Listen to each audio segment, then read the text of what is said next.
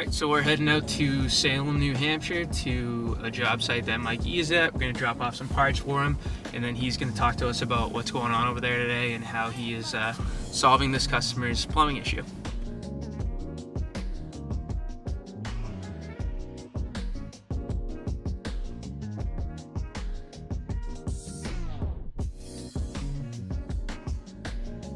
Alright, so we got sent out today to check out a bad bladder in a well storage tank. So we had to take the old softener out to get the old bladder tank out.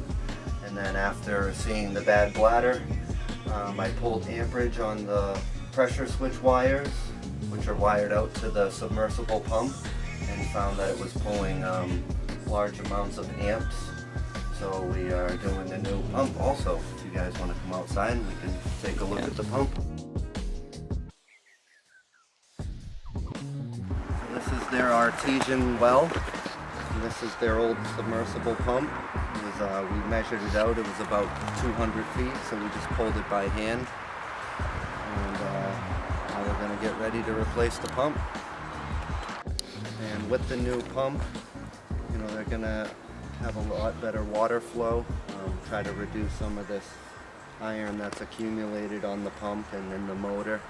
And then with the new bladder tank, she's going to find a big increase in water pressure in her sinks and her showers. And just all together, she's got a new complete well system.